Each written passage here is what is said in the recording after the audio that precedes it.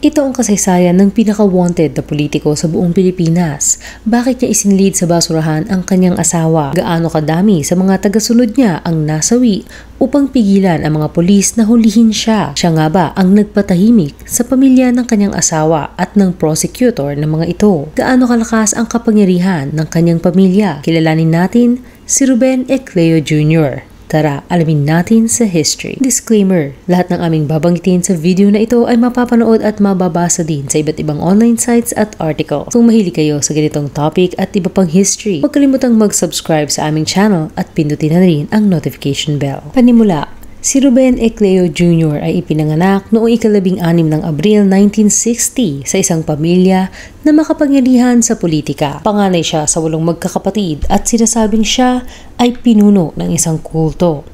Isang bagay na ayon sa mga miyembro nito ay isang insulto sa kanilang relihiyon na kinikilala sa batas bilang isang lehitimong relihiyon. Ang ina ni Ruben Ecleo ay si Glenda Buray Ecleo, graduate ng Bachelor of Science in Education at mayroong doctorate sa parehong kurso. Siya ay nagsilbi ng 2 beses bilang representative ng 1st District ng Surigao del Norte mula 1987 hanggang 1995 at 2001 hanggang 2007. Matapos ito ay bilang representative ng Dinagat Islands taong 2007 hanggang 2010. Ang kanyang ama ay mayroong malaking papel sa pagkatao at pagkakakilanlan ng buong pamilya nila kasama na ang relihiyon na kanyang pinasimulanan. Si Ruben Ecleo Sr. o Obing sa malalapit sa kanya ay ipinanganak noong ika-6 ng Nobyembre taong 1934 sa Cabilan Island sa Dinagat, Surigao del Norte. Taong 1941 lumipat ang kanyang pamilya sa Sitio Puyange, na kilala na ngayon bilang poblasyon sa San Jose, Dinagat. Maraming nakilalang kabataan na kagaya niya si Ruben Sr. Inilarawan siya bilang isang aktibo, masipag at masunuri na bata. Bagamat hindi nagkaroon ng pagkakataong makapag-aral dahil walang paaralan noon sa Sitio Puyange, ay itinuro ng kanyang ina kay Ruben ang mga panimulang letra at pagbabasa. Maraming nakilalang kabataan na kagaya niya si Ruben na nakakasama niya sa paggalugad ng kanilang lugar. Sa edad na 8 taong gulang ay nagsimula na siyang mangaral sa kanyang mga kaibigan. Pagdating niya ng edad na 11 ay pumunta siya sa kabundukan kung saan nakatanggap di umano siya ng mga dikta mula sa espiritual na kaharian. Ilang araw siyang nagtagal sa kabundukan kung saan siya nagme-meditate at naririnig at nakakausap niya ang mga espiritu ng higher being. Ang mga nilalang o espiritu na ito ay nagturo kay Ruben na bumasa at sumulat ng mga lumang lengguwahe gaya ng Arabic, Hebrew, Sanskrit at Aramaic upang maintindihan niya at mabigyang kahulugan ang mga sinaunang misteryo. Bukod dito, ay tinuruan din siyang basahin ang Akashic Records, isang komprehensibong koleksyon ng mga pandaigdigang kaganapan, pag-iisip, salita, emosyon na nangyari sa nakaraan. Sa edad na 12 ay narating na umano ni Ruben ang state of oneness with his higher self or spiritual self. Taong 1952, isang sasakyang pangdagat ang pumunta sa isla ng Cabilan. Sakay nito sina Captain Capel Jury at Dr. Hugh Travor. Sumama sa kanila si Ruben Sr. pabalik ng Estados Unidos para sa isang survey study tour kung saan 8 buwan ay nanirahan si Ruben sa iba't ibang simbahan sa iba't ibang lugar sa US gaya ng Virginia at iba pa. 1953 ay bumalik ng Pilipinas si Ruben Sr. matapos ang kanyang study survey tour upang ipagpatuloy ang kanyang tungkulin sa pagiging misyonaryo. Muli siyang bumalik sa kabundukan ng Leyte upang humingi ng instruksyon. Taong 1995 ay bumalik ng Surigao del Norte si Ruben Sr. at nagdesisyon na mag-asawa. Naniniwala si Ruben Sr. na ang pag-aasawa ay ang magpapaintindi sa kanya ng lubos ng mga material na buhay, kahinaan ng mga tao. Naniniwala siyang ang babae ang magsisilbi bilang balanse at regulator para sa pag-abot ng mas mataas na layunin sa material at espiritual na buhay ng isang lalaki. Ang maswerteng babaeng mamahalin at pakakasalan ni Ruben Sr. ay si Glenda Buray, anak nila Mr. Roberto Buray mula Cagayan de Oro at Mrs. Rufina Oliveros Buray. Matagal nang kilala ni Glenda si Ruben Sr. mula nang makasama ito ng kanyang pamilya. Nasaksihan ni Glenda ang mga pinagdaanan ni Ruben mula sa pagiging mahirap nito mga pinagdaanang pangungutya, kahihiyan at sakripisyo nito para lamang makamit ang mas mataas na buhay alinsunod sa plano ng Diyos. Ang kanilang pagsasama ay nagbunga ng 8 supling. Ito ay sina Ruben Jr., Glory Jen, Grace Lynn, Beng Len, Alan 1, Alan 2, Geraldine at Gwendolyn. Matapos ang kanilang kasal ay ipinagpatuloy ni Ruben Sr. ang kanyang mission. Pumunta siya sa Agusan upang manggamot sa lugar ng mga tribo ng Manobo hanggang 1957. Habang nagsasagawa ng kanyang missionary work sa Agusan, ay dumadayo din upang mangaral sa iba't ibang lugar gaya ng Davao, Bukidnon, Leyte at Samar. Sa mga lugar na ito ay nakilala at binansagan ng iba't ibang pangalan si Ruben Sr. bukod pa sa kanyang palayaw gaya ng Ben, Fred, Freddy, Ruben, Tony at Dr. Laway. Sa mga panahong ito ay unti-unti nang nakikilala si Ruben Sr. dahil sa mga ginagawa niyang panggagamot ng mga may sakit at mga nag-aagaw buhay at di umano ay maging ang pagbuhay sa mga namayapa na. Ayon sa isang article, ay mayroon siyang mga alter ego na lumalabas at nagsasagawa ng kanyang mga misyon at panggagamot sa pamamagitan ng pagbigkas ng mga mantra. Kalaunan ay tinawag itong divine healing at inihalin tulad sa panggagamot na ginagawa noon ni Hesukristo. Gumawa din daw umano ng isang libro si Ruben Sr. kung saan nakasulat ang mga mantra na kanyang binibigkas. Ito ay koleksyon ng makakapangyarihang salita na madaling bigkasin. Bandang 1960s nang magkaroon ng mga unang tagasunod si Ruben Sr., tinawag niya ito bilang First 13. Pagkakabuo ng isang relihiyon. Taong 1965 ay opisyal na itinaguyod ni Moises Ecleo Sr. ang PBMA o Philippine Benevolent Missionaries Association at tinawag ang sarili niya bilang Divine Master. Habang si Ruben Sr. naman sa panahong ito ay sinasabing siya ay nakakapagpagaling ng mga may sakit at nakakapagpabuhay muli ng mga namatay na. Isang bagay na hindi nahirapan ang mga tao na paniwalaan dahil marami na din naman ang nakakaalam ng milagrong kakayahan ni Ruben Sr., lalo na sa mga lugar kung saan siya nagsasagawa ng kanyang mga misyon. Bukod dito ay mayroon din daw siyang mental telepathy at kayang makipag-usap sa kanyang panaginip. Bukod dito ay kaya niya ring mahulaan ang hinaharap. Sa hindi alam na dahilan ay agad na naging pinuno ng PBMA si Ruben Sr. Agad na nakilala ang PBMA dahil na din sa pagtulong ng mga ito sa militar na labanan ang komunistang gerilya at MNLF o noong panahong iyon ay karamihan ng mga miyembro nito ay mula sa Ilaga, isang Christian militia group. Bilang relihiyon, ang PBMA ay sumusunod sa turo ng pinaghalo-halong doktrino ng mga Kristiyano, Buddhism, Hinduism, Judaism at Akashic Records. Ang mga miyembro nito ay mayroong maliliit na libretang pinaniniwalaang naglalaman ng dasal na nasa salitang Latin na kinakailangan nilang dasalin 8 beses sa isang araw, tuwing 6 a.m., 9 a.m., 12 noon, 3 p.m., 6 p.m., 9 p.m., 12 midnight at 3 a.m. Isang bagay na pinabulaanan ng isa sa mga follower ng relihiyon na si Patotan Chapter Missionary Roberto Cabakil. Aniya, ang kanilang asosyasyon ay continuation lamang ng relihiyon. Ang mga miyembro nito ay maaaring umattend lamang ng buwanang meeting at bumalik na sa kanilang mga simbahan. Ang kanilang dinadasal ay sarili nilang bersyon ng Latin at ang oras ng kanilang dasal ay tuwing 6 a.m., 2:30 p.m., 6 p.m.,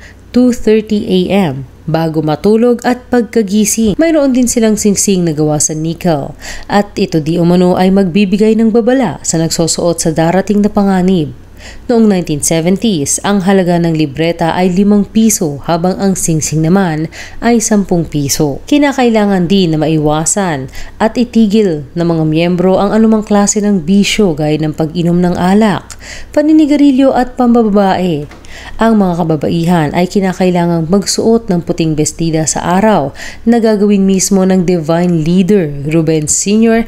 ang purification ritual ng pag-anib nila sa relihiyon. Pinaniniwalaan nilang si Ruben Sr. ang reincarnation ng Diyos Ama at si Ruben Jr. naman ang reincarnation ng Diyos Anak o si Jesus Christ. Karamihan din sa mga miyembro nito ay nakakapagpagaling gamit ang dasal at sinasabing ang kanilang kakayahan ay nagmula kay Ruben Ruben Sr. Bagamat ang PBMA ay nai-register sa Securities and Exchange Commission noong ika-19 ng Oktubre 1965, maraming nagsasabi na isang kulto ang PBMA.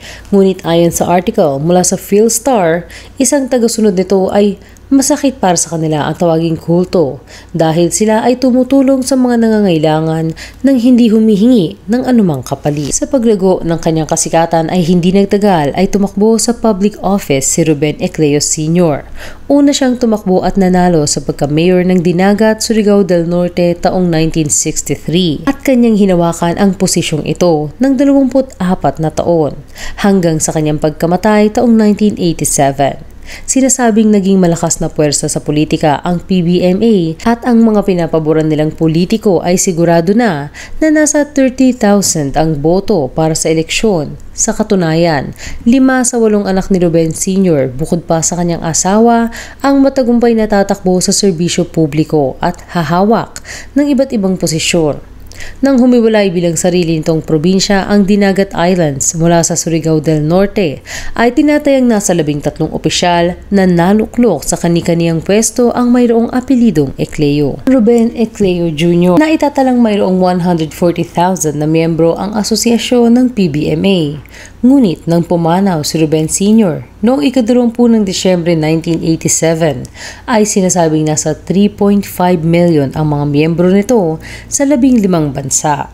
Itinatag ang PBMA sa San Jose Dinagat Islands bago ito lumago at sa Pilipinas pa lang ay mayroon na itong 354 chapters. Sa pagpanaw ni Ruben Ecleo Sr., agad na ipinasa ang posisyon ng pagiging pinuno sa panganay niyang anak na si Ruben Ecleo Jr. na noong panahong iyon ay naging one-time musician at recording artist. Kalaunan ay sinundan na din ni Ruben Jr. ang yapak ng kanyang ama sa politika. Taong 1991 hanggang 1994 ay nagsilbi siya bilang mayor sa bayan ng San Jose. Noong ito ay parte pa ng Surigao del Norte. Napangasawa ni Ruben si Alona Bacolod. Noong 2002 ay pansamantalang naninirahan si Ruben Jr. at Alona sa bahay na pag-aari ng mga Ecleo sa Forest Hills, Sitio Banawa, Barangay Guadalupe sa Cebu City. Upang tapusin ang kanyang pag-aaral ng medisina. Nasa 4th year na noon si Alona at Marso ay gagraduate na. Tila masaya ang pagsasama ng mag-asawa. Naglabas pa ng isang kanta si Ruben para sa kanyang asawa na pinamagatang Alona.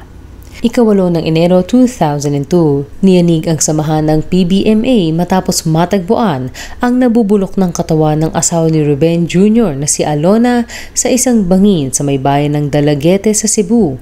Nakabalot ito sa itim na garbage bag.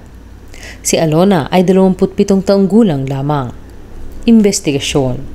Na-identify ni Jose Bill, nakababatang kapatid ni Alona, ang katawan bilang sa kanyang ate sa pamamagitan ng kasuotan nito, mga suot na alahas, pangangatawan, buhok at paa. Nang malaman ng mga otoridad ang pagkakakilanlan ng katawan ay agad silang nakipagtulungan sa pamilya ni Alona na siya namang itinuro na ang asawa nitong mismong si Ruben Jr. ang salarin. Lumalabas naman sa otopsiya na si Alona ay binugbog muna na naging sanhi ng kanyang pagkamatay bago itinapon sa bangin. Voluntaryo ding isinuko ng pamilya Bacolod ang kotse ni Alona, isang 2000 model na pulang Toyota Corolla na may plate number na GKK286 sa CIDG headquarters upang kanila itong ma-inspeksyon. Nakita ng mga investigador sa loob ng compartment ng sasakyan ang ilang mantsa ng dugo, isang maliit na vacuum cleaner at napansin nilang pareho ang amoy ng compartment sa amoy ng katawan ni Alona nang ito ay matagpuan. Ayon sa salaysay ni Jose Bill, ay kasalukuyan siyang naninirahan sa bahay ng mag-asawang Alona at Ruben Jr. Ika-4 ng Enero, gabi bago mawala si Alona ay inutusan daw siya ni Ruben Jr. na bumili ng kanyang bisyo. Sa umpisa ay tumanggi daw siya dahil hindi niya alam kung saan bibili nito, ngunit itinuro daw ni Ruben Jr. sa kanya kung saan at binigyan siya ng 7,000 pesos para dito. Lulong daw si Ruben Jr. sa kanyang bisyo at matagal nang pinaplano ni Alona na dalahin ito sa rehabilitation center kung hindi ito titigil sa paggamit ng bisyo. Ikalima ng Enero, bandang 9:30 ng gabi, mula sa kanyang kwarto ay narinig ni Josebel ang isang kalabog at boses ng kanyang kapatid na nahingi ng saklolo. Kaya nagmadali siyang pumunta sa kwarto ng mag-asawa upang alamin kung ano ang nangyayari. Pagbaba niya ay nakita niya si Ruben Jr. sa sala. Walang pang itaas, pawisan at namumula ang mata na nakatitig ng masama sa kanya. Nagkunwari si Josebel na kukuha lamang ng inuming tubig at bumalik agad siya sa kanyang kwarto. Maya-maya pa ay lumabas muli si Josebel sa kanyang kwarto upang silipin kung ano na ang nangyayari. Nakita niya si Ruben Jr. at bodyguard nitong si Juriven Paderno na may buhat na malaking itim na trash bag. Isinakay nila ito sa compartment ng pulang Toyota Corolla ni Alona at nagmaneho na sila paalis. Pinatunayan naman ito ng isa pang witness na si Gloria Navaja na sinabing kasalukuyan siyang nasa bayan ng Dalaguete kung saan nakita niya si Ruben Jr. at isa pang lalaki na nakatayo sa gilid ng kalsada sa likuran ng pulang kotse at sa pagitan nila ay mayroong itim na garbage bag. Dahil sa salaysay ng kapatid ni Alona at witness ay nagkaroon ng sapat na dahilan upang masampahan ng kasong parricide si Ruben Jr. at mabigyan ng search warrant ang prosekusyon. Hindi agad na isilbi ang arrest warrant kay Ruben Jr. Napag-alaman nila mula sa isang tip na mula pa ng gabi ng ika-8 ng Enero ay tumakas na ito papuntang Surigao City kasama ang kanyang driver at inescortan pa siya ni Sergeant Leo Raliestan ng Armed Forces of the Philippines. Ika-14 naman ng Enero, hinalughog ng CIDG ang bahay nila Alona at Ruben Jr. sa Banawa. Doon ay nakita nila sa kwarto ng mag-asawa na mayroong mantsa ng dugo ang isang asul na bedsheet, kurtina sa banyo, sa doorknob at basahan. Pagkakaaresto. Ika-19 ng Hunyo 2002 dahil sa napakaraming taga-suporta at upang ma-serve ang arrest warrant ay nakipagtulungan ang 150 na kapulisan ng PNP sa mga sundalo ng 20th Infantry Battalion at air support mula sa dalawang G520 helicopters. Tinungo nila ang mansyon ng mga Ecleo upang arestuhin si Ruben Jr. Ngunit sinalubong sila ng nasa 2,000 PBMA members na gumawa ng human shield sa palibot ng mansyon ng kanilang Supreme Master at tumangging palapitin ang mga tagapagpatupad ng batas. Ilan sa mga miyembro ay armando ng baril o bolo at naroon din ang tinatawag na White Eagles, isang elite security ng Divine Master ng PBMA. Ang grupo ng White Eagles ay binubuo karamihan ng mga dating sundalo na nag-awol o tinanggal sa serbisyo. Personal na pinili ni Ecleo upang bantayan ang seguridad ng mansyon at ipagpatupad ang patakaran at regulasyon ng PBMA sa Dinagat Islands. Ang grupo ay armado ng matataas na kalibre ng armas at sinasabing mayroong hideout sa iba't ibang parte ng Dinagat. Nakasuot ang grupo ng pulang headband, puting damit, anting-anting at singsing na ibinigay sa kanila ng kanilang Divine Master na pinaniniwalaan nilang magliligtas sa kanila sa panganib at hindi tatabla ng bala. Naniniwala din sila na pag namatay sila na ipinaglalaban ang kanilang Divine Master ay mapupunta sila sa walang hanggang kaligayahan sa kabilang buhay at maaaring mabuhay muli at kapag sila ay nabuhay muli ay magiging immortal sila. Ayon sa mga report, unang pinaputukan ng mga miyembro ng PBMA ang kapulisan kaya napilitan ng mga ito na gumante. 3 oras ang itinagal ng palitan ng putok ng magkabilang panig. Matapos ang 3 oras ay sumuko na si Ruben Jr. 23 ang bilang ng nasawi sa engkwentro. 16 sa mga ito ay miyembro ng PBMA kasama na ang driver na si Juriven. Inaresto din ang nasa 50 miyembro ng PBMA at nakumpiska sa mga ito ang 13 mga shotgun, 3 M16 Armalite rifles na ayon sa serial number ay pag-aari ng gobyerno, isang M79 rifle, 2 caliber 38 pistol, 2 M1 Garand rifles, mga bomba at patalim. Pero bago magdiwang sa pagkakaaresto ni Ruben Jr. ay dumanas na naman ng isang malaking dagok ang pamilya Bacolod, isang araw bago ang pagsuko ni Ruben Jr. Ika-18 ng Hunyo 2002, pinasok ng isang security guard at miyembro ng PBMA na si Rico Gomolon ang bahay ng mga Bacolod sa Mandaue City. Pinaulanan ni Rico ng baril ang buong bahay ng mga Bacolod. Agad na nasawi ang mga magulang ni Alona na sila Elpidio at Rosalia Bacolod, pati na rin ang isa sa pinakamahalagang witness na si Ben. Ang kapitbahay naman nilang si Engineer Paterno Lactawan ay nadamay lamang. Kapatid naman niyang si Evelyn at Ricky ay naisugod pa sa ospital ngunit hindi nakaligtas si Evelyn. Agad namang rumesponde ang mga pulis sa pinangyarihan ng krimen. Hindi nagdalawang isip si Rico na paputukan sila at sa huli ay napatay siya ng mga pulis. Nakuha sa kanya ang isang Ingram machine pistol, Uzi machine gun at extra caliber .45 pistol. Ayon sa mga kapitbahay na nakasaksi sa eksena habang nagtatago, pinaulanan at nilapitan pa ni Rico ang mga biktima at pinaputukang muli upang masiguradong pumanaw na ang mga ito. Ang pag-ataking ito ay ilang minuto lamang matapos ma-interview ng isang evening radio program si Ben Bacolod. Doon ay sinabi ni Ben na nagdedeklara si Ruben Jr. ng all-out war sa mga kalaban nila. Sinabi din ni Ben na nagtatago lamang umano si Ruben Jr. sa loob ng kanilang mansyon at ayaw lamang nitong sumuko. Lumalabas lamang daw ito upang i-bless ang mga miyembro na handang buhay para sa kanilang Divine Master.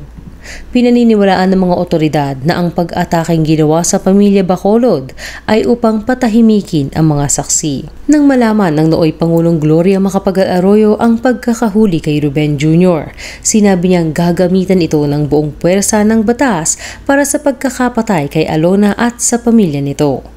Ayon sa dating senador na si Robert Barbers na malapit sa mga Ecleo ay hindi na sana dapat umabot sa ganoong karahas na pangyayari kung sumuko agad si Ruben Jr. Enero pa lang ay pinapakiusapan na niyang sumuko ito ng mapayapa sa mga otoridad. Umabot pa daw ng 10 beses na siya ay nakiusap dito ngunit siya ay nabigo. Si Ecleo Jr. ay sinamahan nila Senator Barbers at ilang opisyal sa probinsya papunta ng Maynila at iginiit na dalahin ito sa Camp Crame kung saan naroon ang central office ng CIDG. Ngunit sinabi ng Volunteers Against Crime and Corruption o VACC sa Cebu City ay kailangan nitong dalahin sa Cebu City upang kaharapin ang kaso ng parricide at pagpatay na isinampa sa kanya ng korte doon para sa asawa niyang si Alona. Sinampahan din siya ng korte ng Cebu ng karagdagang kaso ng pagpatay para naman sa pamilya ni Alona na pinagbabaril ng kanyang tagasunod. Sa tahanan ng mga ito, i-detain si Ruben Jr. sa Bagong Buhay Rehabilitation Center sa Cebu habang nililitis ang kanyang kaso. Nagpositibo din sa test si Ruben Jr. Pinatutunayan ang salaysay ng mga natitirang buhay na kamag-anak ni Alona na sinasabing ito ang madalas na dahilan ng pagtatalo ng mag-asawa, lalo na at nais iparehab ni Alona ang kanyang asawa. Teorya ng mga pulis, lulong sa kanyang bisyo si Ruben Jr. nang gabing mag-away silang mag-asawa kaya hindi ito nakapagpigil at napatay niya ito. Ang Caraga Police Director na si Chief Superintendent Alberto Olario naman ay sinibak sa pwesto ang dalawang matataas na opisyal na sina Surigao del Norte Police Director Superintendent Ricky Nerbes at Police Regional Mobile Group Director Superintendent Celso Curitana. Matapos siyang makatanggap ng reklamo na ang dalawang ito ay nasa loob ng mansyon habang nangyayari ang bakbakan. Taong 2003 ay sinadya ng kampo ni Ruben na hindi mag-enter ng plea upang madelay ang arraignment ng kaso. Nang mapansin ito ni Judge Generosa Labra ay siya na mismo ang nag-enter ng not guilty plea para kay Ruben Jr. Ang kasong parricide lamang ang umaandar sa puntong ito dahil tila nahihirapang kumuha ng ebidensya ang mga kapulisan sa Cebu upang patunayan ang koneksyon ni Ruben Jr. sa pagpatay sa pamilya ni Alona. Marso 2004 ay sinunggaban ng kampo ni Ruben Jr. ang pagkakataon upang mag-file ng motion upang pansamantalang makalaya. Inilaban nila na mayroon itong idinadaing na critical na kondisyon sa puso. Pumayag si Judge Labra na mag-bail ang kampo ni Ruben kapalit ang 1 milyong bond. Ikinagalit ng pamilya ni Alona at ng publiko ang naging desisyon ng judge na siya namang ipinagtanggol ang kanyang desisyon na binase lamang niya sa humanitarian reasons. Matapos siyang presentahan ng doctor certificate na ipinapakitang malala ang kondisyon ni Ruben Jr. sa puso at nangangailangan ng mas masusing atensyong medikal. Taong 2004, ang private prosecutor ng Bacolod family na si Attorney Arbeth Santa Ana Yongco ay naghain ng appeal upang payagan silang hukayin ang bangkay ni Alona upang ito ay maipa-autopsy. Ika-11 ng Oktubre ay pinatay ng nag-iisang gunman sa sarili nitong opisina si Attorney Santa Ana Yongco. Ayon sa mga witness ay mayroong nagsilbing lookout sa labas ng opisina at matapos ang pamamaril ay tumakas na ang dalawa sakay ng isang motor. Dati pa umuno nakatatanggap ng banta sa kanyang buhay ang abogado. Dalawang hindi pinangalanang witness ang nagpartisipa sa pagbibigay ng description ng mga suspect para sa cartographic sketch. Ang suspect ay sinasabing dating militar na nag-awol ilang taon nang nakararaan. Sa investigasyon ng NBI, suspecha nila ay may kinalaman si Ruben Jr. dito dahil ang mga suspect sa pamamaril ay nakita sa isa sa mga hearing ng parricide case ni Ruben Jr. Isang miyembro ng PBMA ang sumuko sa NBI at sinabing siya ang pumatay sa abogado. Sa ngayon ay hindi pa nalulutas ang kaso ng pagpatay kay Attorney Santa Ana Yongco. Taong 2011, si Ruben Jr. ay inisyuhan ng warrant of arrest ng Sandigan Bayan matapos ang 3 beses nitong hindi pagsipot sa hearing ng kanyang kaso. Abril 2012 ay hinatulan ng guilty si Ruben Jr. at sinintensyahan ng habang buhay na pagkakakulong para sa kasong parricide na isinampa sa kanya sa kanyang pagkakapatay kay Alona. Inutusan din siyang magbayad ng 25 milyong pisong danyos para sa pamilya ni Alona. Wala sa korte si Ruben Jr. nang binasa ng judge ang desisyon. Tanging ang representative at abogado lamang ang naroon. Agad na nagtago si Ruben Jr. Inilagay sa number 1 sa listahan ng most wanted criminals sa Pilipinas si Ruben. Agosto 2012, nag-alok ng 2 milyong reward money ang Department of Interior and Local Government para sa sinumang makakapagturo kung nasaan si Ruben Jr. at nagsagawa ng nationwide manhunt para dito. Taong 2020, isang hindi pinangalanang informant mula Dinagat ang pumunta ng Maynila at nakipagtulungan sa mga otoridad upang mahuli si Ruben Jr. Naninirahan noon si Ruben sa Balibago, Angeles sa Pampanga at gumagamit ng peking pangalan na Manuel Riberal. Ika-30 ng Hulyo 2020, naaresto ng mga otoridad si Ruben Jr. habang papunta sa isang golf course. Kasama ang driver nitong si Benji Relacion Fernan na sinubukang hadlangan ang pag-aresto dito. Dinala sila sa Camp Bagong Diwa. Nakumpiska sa kanila ang 3 maliliit na dekalibre ng baril, isang golf set, mga peking ID, isang Toyota Grandia van na nakarehistro sa isa niyang peking pangalan na Marcos Macapagal Garcia, 3 cellphone, mga alahas at 173,000 cash. Mariin pa rin itinatanggi ni Ruben Ecleo Jr. na siya ang pumatay sa kanyang asawa. Bukod sa mga nasabing kaso ay nahatulan din ng guilty si Ruben Jr. sa salang graft and corruption para sa maanumalyang construction ng isang public market, municipal building at pagkukumpani at rehabilitasyon ng isang building na pagmamayari ng PBMA noong siya ay mayor pa sa San Jose. Sinintensyahan siya ng 31 taong pagkakakulong para sa pagkakasalang ito. Ikinulong sa New Bilibid Prison sa Muntinlupa City si Ruben Jr. Sa kasagsagan ng COVID noong 2021 ay nahawa siya ng COVID virus at na-confine sa Dr. Sabili General Hospital sa Taguig City. Nang makarecover ay ibinalik siya sa Bilibid. Mayroon na ring dinadaing na iba pang mga sakit si Ruben Jr. gaya ng obstructive jaundice at kidney disease secondary to obstructive uropathy. Pagdating ng ika-25 ng Abril 2021 ay namatay siya dahil sa atake sa puso. Ngayon ay mayroon pa ring 140,000 na naitatalang miyembro ang PBMA mula 2013 at lumalabas sa isang YouTube video mula sa channel na Official PBMA. Ang kanilang panibagong leader ay ang kapatid ni Ruben Jr. na si Geraldine o Jade Ecleo. Hanggang dito na lang kayo, anong masasabi nyo sa kasaysayan ni Ruben Ecleo Jr.? I-comment lamang sa ibaba ang inyong opinyon. Salamat sa panonood. Huwag kalimutang mag-subscribe sa aming channel at i-click na rin ang notification bell. Hanggang sa muli.